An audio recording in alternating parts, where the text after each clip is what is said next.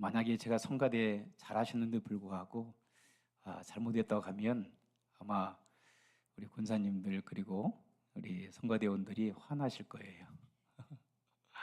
아침 일찍부터 나오셔서 수고해 주시고 참 또 성경 공부까지 다 마치고 친교하고 성경 공부 마치고 돌아가시는데도 불구하고 또 남으셔서 1시간 이상을 또 매주마다 연습하시고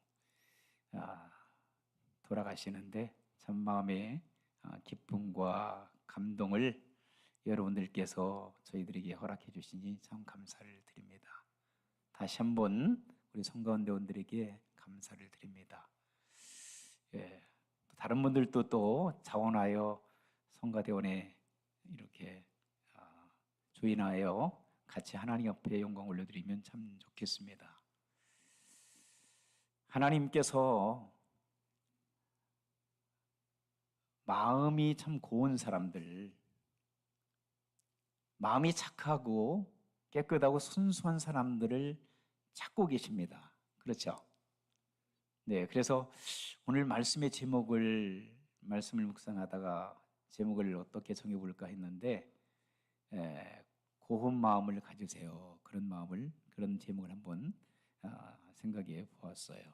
그래서 한번 따라서 하시겠습니다. 고운 마음을 가지세요. 여러분 고훈아라는 분 아세요? 고훈아 참 마음이 고우신 것 같아요. 새롭게 와서서 옛날에 진행도 하시고 그랬던 것 같은데 참 배우로도 열심히 또 하셨고 또 신앙생활을 잘 하시는 권사님으로 알고 있는데 그분 이름이 고훈아. 참 마음이 고운 아이가 되었으면 하는 마음으로 그 부모님께서 그렇게 고운아란 이름을 지어주시지 않았는가 생각을 해봅니다. 어쨌든 마음이 고운 사람들은 다 좋아해요. 사람들이 마음이 착한 사람들, 마음이 곱고 참 저 사람은 참 좋은 사람이야 라고 그렇게 인정하는 사람들 되어지시기를 주 이름으로 부탁합니다. 사도행전 11장 24절 말씀 보니까 거기에 바나바라는 참 착한 사람이 등장해요. 우리가 잘 아시는 대로 바나바는 어떤 사람이었어요? 바나바는 사도 바울 될 수 있도록 도왔던 사람이었어요. 그는 안디옥 교회에서 리더로서 사역을 감당하다가 사울이라는 청년이 예수 그리스도를 만나 변화되어 새 사람 되었다는 소식을 듣고 아라비아에서 3년 그리고 또 자기의 고향에 들어가서 잠시 머무르고 있는 그런 사이에 이 바나바는 사울 청년을 불러들인 거예요. 그래서 같이 안디옥에서 사역을 하도록 하자고.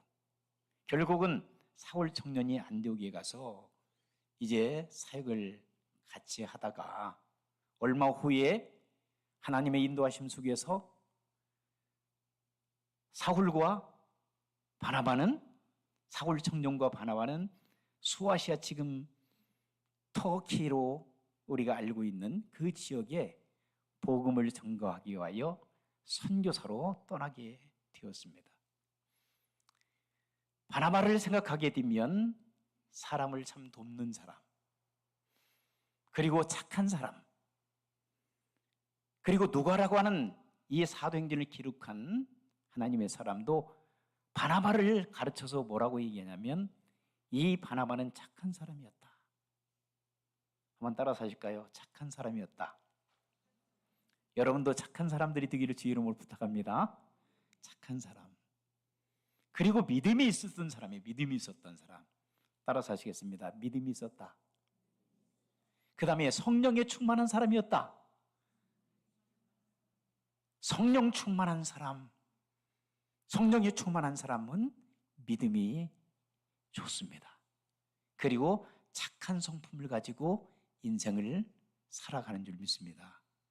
여러분, 예수님 잘 믿고 계시나요? 예수님을 잘 믿고 계시는 여러분들은 하나님 앞에, 사람들 앞에 착하고 겸손한 주의 백성들이 되어야 될 줄 믿습니다. 바나바처럼 착한 사람, 믿음이 좋은 사람, 성령에 충만한 하나님의 사람들이 되시기를 부탁을 드립니다. 오늘 본문의 말씀 보게 되면 다윗이라는 하나님의 사람이 등장하죠. 다윗. 우리가 다윗은 참 이스라엘 공동체 속에서나 우리 크리스천 공동체 속에서도 참 좋은 사람으로, 착한 사람으로, 하나님 앞에 존귀하게 쓰임 받았던 사람으로 잘 알고 있습니다. 그래서 다윗을 존경합니다. 유대인들도 그렇고 캐토릭 사람들도 그렇고 그리고 또 이슬람 사람들도 그렇고 우리 크리스천들도 그렇고 다들 다윗을 참 좋은 분으로 그렇게 인정하고 그리고 그분을 존경하는 것들을 보게 됩니다. 다윗은 하나님 앞에 참으로 존귀한 사람이었습니다. 하나님 앞에 착한 사람이었습니다. 이 다윗은 그의 일생을 가만히 살펴보면 참 파란만장한 인생을 많이 살았어요. 여러분, 1년이면 며칠 있죠? 365일. 그럼 몇 개월인가요? 12개월. 와, 잘하시네. 그리고 몇 계절이 있어요, 보통? 3계절? 4계절이 있어요. 더 잘하시네. 4계절이 있어요. 근데 우리 인생을 가만히 생각해 보세요. 우리 인생을 놓고 볼 때 보통 인생의 몇 계절이라고 하죠? 그런 책들도 나와 있는데 인생의 4계절이라 이렇게 얘기를 합니다. 봄의 계절이 있고 여름의 계절이 있으며 가을 같은 계절이 있고 이제는 겨울 같은 계절이 있다라고 인생의 4계절을 얘기합니다. 여러분들 이해하시겠죠? 자, 다윗의 생애를 보게 되면 인생의 4계절이 그대로 표현되고 있어요. 그가 봄의 계절을 맞이했을 때는 베들레헴에서 이세의 아들로서 양치기를 하면서 부모님을 모시고 형제들과 함께 잘 지냈습니다. 어린 시절, 청소년 일부의 시절, 그런데 여름의 시절을 경험하게 되는데 언제부터였을까요? 다윗이 사무엘상 16장 이하에 보게 되면 누구를 만나게 되냐면 골리앗 장군을 만나요. 골리앗 장군을 만나서 전투가 벌어지는데 16살밖에 안 되는 청소년이 하나님의 능력에 그런 돌을 가지고 거구했던 골리앗 장군을 갖다가 쓰러뜨립니다. 일약 장군이 되어버립니다. 사울 왕이 그를 장수 중의 장수로 세웁니다. 전쟁에 능한 사람이 됩니다. 하나님께서 역사해 주심으로 말미암아 다윗 이 소년은 승승장구합니다. 군대에서 대장군까지 이루릅니다. 자, 그런데 이때 사울 왕의 딸이었던 미갈과 결혼하게 되죠. 소위 부마가 되어집니다. 야, 젊은이가 이 정도면은 끝내주잖아요. 근데 이때가 잘 나가는 것 같았었는데 결국은 이의 인생에 어떤 시기를 지나가냐면 여름의 시기를 지나갑니다. 혹독한 고난의 시기가 그때 그의 인생 가운데 지나가게 됩니다. 왜 그럴까요? 사울 왕이 마음속에 시기와 질투심이 가득 찼어요. 다윗이 잘 되는 것을 볼 수가 없었어요. 결국은 다윗을 치려고 합니다. 그런데 그나마 하나님께서 사랑하시는 그의 아들 요나단과 그리고 그 딸 미가를 통해서 구사일생으로 광야로 피신하게 됩니다. 자, 피신한 과정 속에서 가면 갈수록 고난과 역경이 그의 인생을 괴롭히는 거예요. 왜냐하면 사울 왕이 정치는 하지 않고 나라는 다스리지 않고 자기의 대역자라고 생각하는, 자기의 적수라고 생각했던 누구를? 다윗을 제거하기 위해서 특수수색대를 편성해 가지고 그를 추적하기 시작합니다. 여러분, 다윗이 사울 왕을 죽일 수 있는 기회가 되었음에도 불구하고 사울 왕은 죽지 않습니다.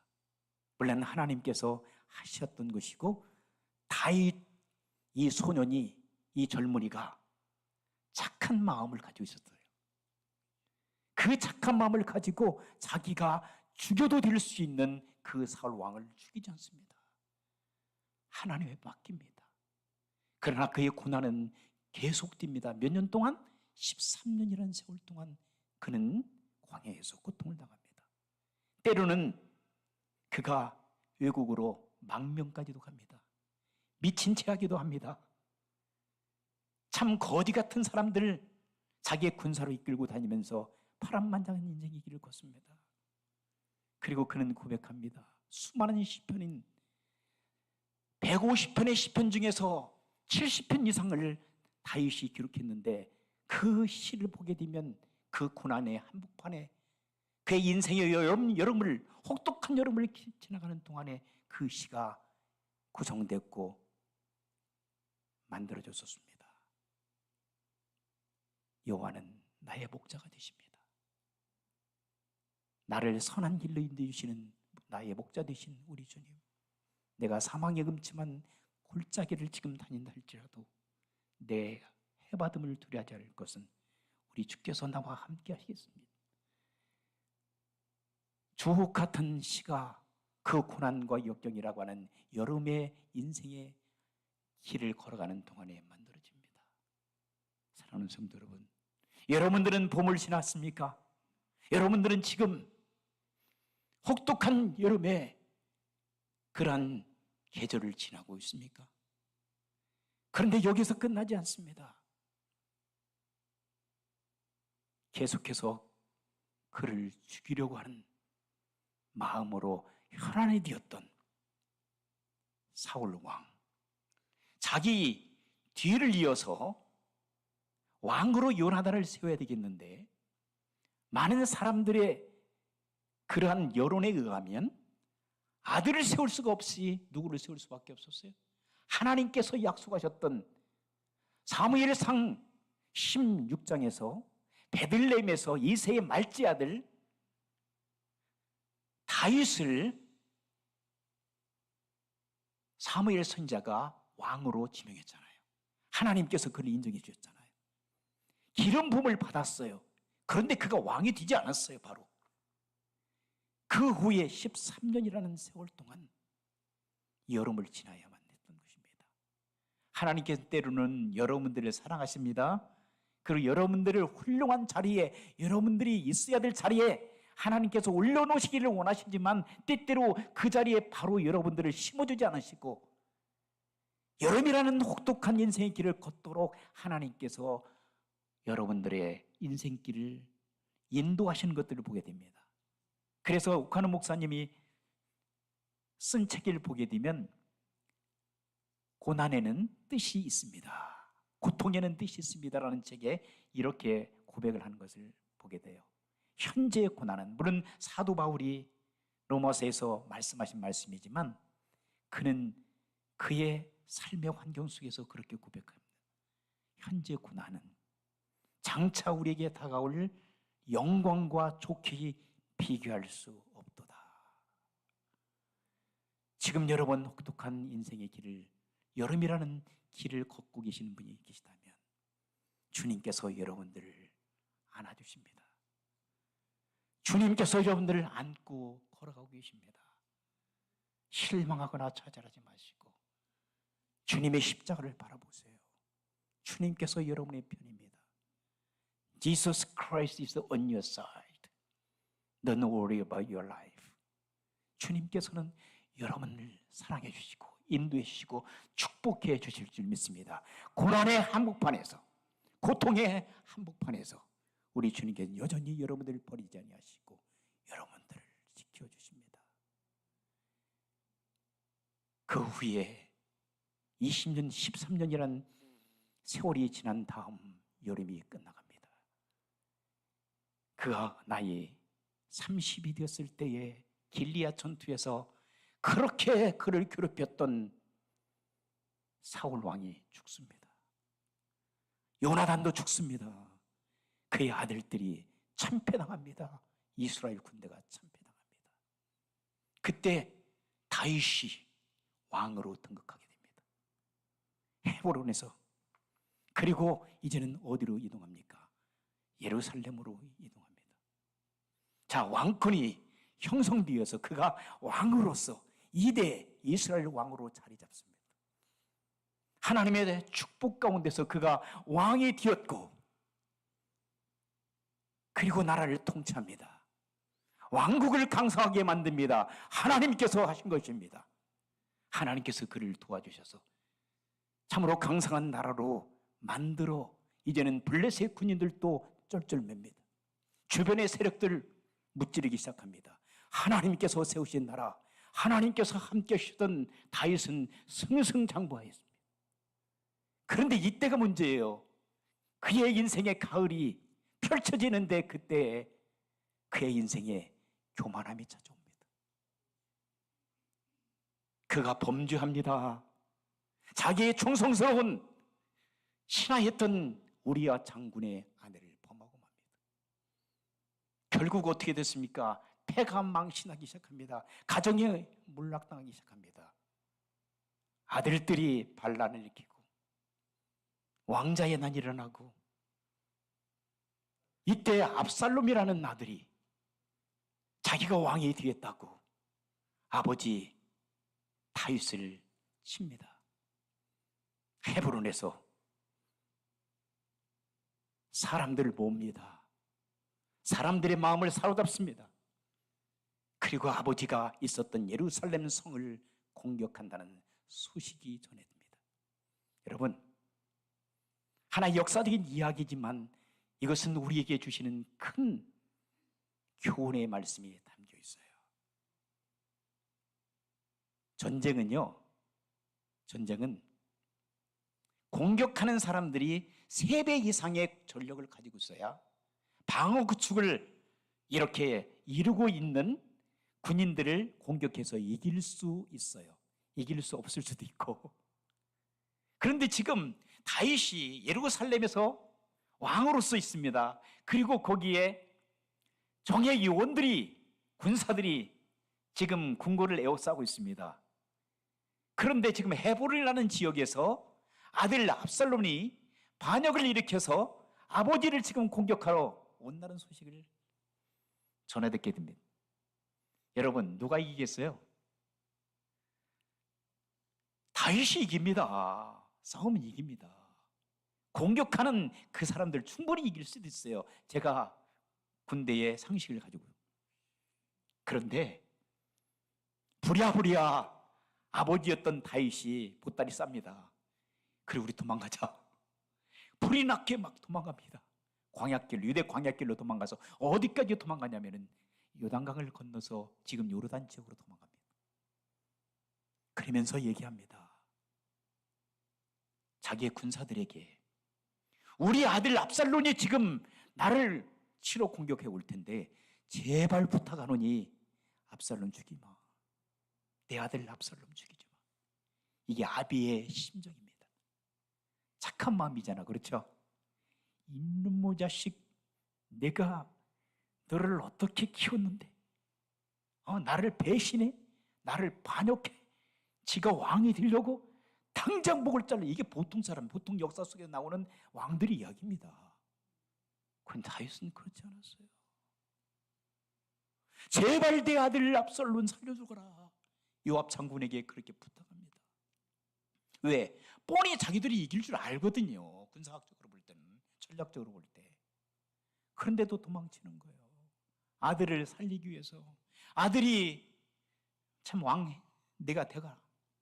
내가 양보하지. 자, 결국은 전투가 벌어졌습니다. 완전히 압살롬이 이끄는 군대들이 멸종됨, 완전히 패전해버렸어요. 그런데 그때 그 이전에 지금 이 본문에서 말씀하고 있는 시므이라는 사람이 등장해요. 베냐민 지파의 하나의 리더였었는데 그 사람이 왕이 지금 왕을 유대 출신이었던 다윗이 왕이 되는 것을 반대하는 거예요. 왜? 사울가에 속한 사람들이기 때문에. 사울 왕이 죽었지만 여전히 패잔병들이 있었고 그리고 그를 동리했던 세력들이 있었어요, 당시에. 근데 왕이 다윗이 됐단 말이에요. 그러니까 다윗이 지금 도망치는 거야, 아들에게. 그러니까 시므이라는 사람이 사람들을 모아가지고 지금 다윗이 도망치는 그 현장을 목격하면서 그 앞에서 조롱합니다. 저주합니다. 그럴 줄 알았어, 저 다윗 너. 내가 그럴 줄 알았어? 조롱하면서 그를 비웃습니다. 그의 무리들을. 그때 아비새라고 하는 경호 대장이 카카 아니면 마마 아니면은 이 다윗에게 왕이시여 저에게 명령 내리세요. 죽여버리겠습니다. 그런데 그렇게 하지 말라고 그래요. 죽이지 말라고. 놔두라고. 그리고 자기의 잘못으로 돌립니다. 자기가 잘못 가르쳐서 자기가 정치를 잘못해서 자기가 하나님 앞에 잘못 살아왔기 때문에 이런 일이 벌어진다라고 인정합니다. 그리고 도망쳐요. 그런데 오늘 본문의 말씀은 사무엘하 19장 오늘 16절 이하 23절까지 읽으셨던 말씀의 중요한 핵심은 그거예요. 지금 다윗이 전쟁에서 이제는 다윗을 추종했던 군사가 완전히 압살롬 군대를 파멸시켜버리고 이제 압살롬이 아들이 죽었어요, 전쟁에서. 자, 역전되었죠, 그죠? 다시 예루살렘으로 지금 회환하고 있습니다. 돌아오고 있어요. 귀환하고 있어요. 그때 가장 먼저 나타나는 사람이 누구십니까? 누굽니까? 이 시므이.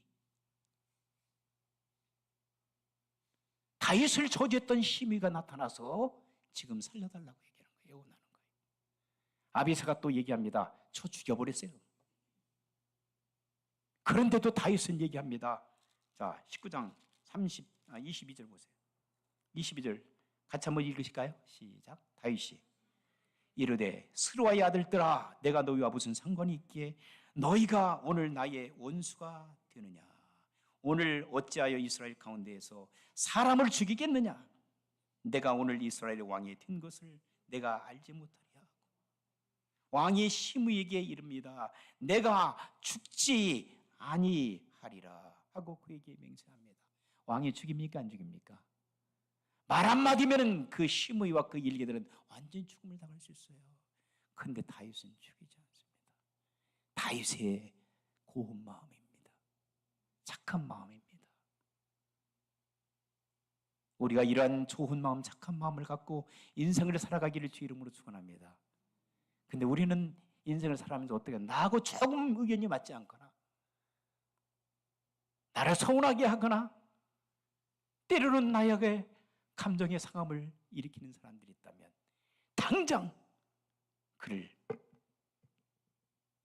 그렇잖아요. 우리들의 마음이 너무 고운 마음이 아니라 나쁜 마음을 가지고 있어요. 저부터 착한 마음이 아니라 사악한 마음을 가지고 있어요. 주님의 마음이 아니잖아요. 우리 주님께서는 나는 온유하고 겸손하다고 말씀하셨어요. 그러면 나를 따르라고 말씀하셨어요. 우리 주님의 고운 마음, 착한 마음, 우리를 위하여 죄인이었던 우리를 위하여 죽어주셨던 그분, 우리의 애를 살리기 위하여 우리의 생명을 주님의 품으로 안겨주시기 위하여 죄인이었던 우리를 살려주셨던 그 고운 마음, 착한 마음, 사랑의 마음을 안고 믿음으로 살아가는 성도 여러분들 되시기를 주 이름으로 축원합니다. 그뿐만 아니라 다윗은요, 사울 왕과 사울의 왕가를 완전히 다 쓸어버릴 수도 있었어요. 그런데 사울의 아들 요나단이 있거든요. 요나단이 죽었어요, 전쟁터에서. 그리고 요나단의 아들 무비보셋이 있었는데 그는 도망치다가 유모가 잘못해서 이 다리를 하나 다쳤어요. 절름발이가 되었어요. 불구가 됐어요. 앞뒤 말할 것 없이 다윗은 그 사울 왕가를 다 쓸어버리라고 얘기했을 수 있어요. 그러나 그렇게 안 했어요. 요나단과 우정을 생각하고 요나단의 아들 무비보셋을 찾아봐라. 무비보셋이 참으로 고통 속에서 살아가면서 그 왕가의 모든 것들을 버리고 참 거지처럼 살아가고 있었는데 그를 찾아냅니다. 그리고 그를 왕의 밥상에 함께 앉아 먹게 합니다. 왕자의 대우를 해줍니다. 이 사람이 누구예요? 다윗입니다. 데이비드, 킹 데이비드.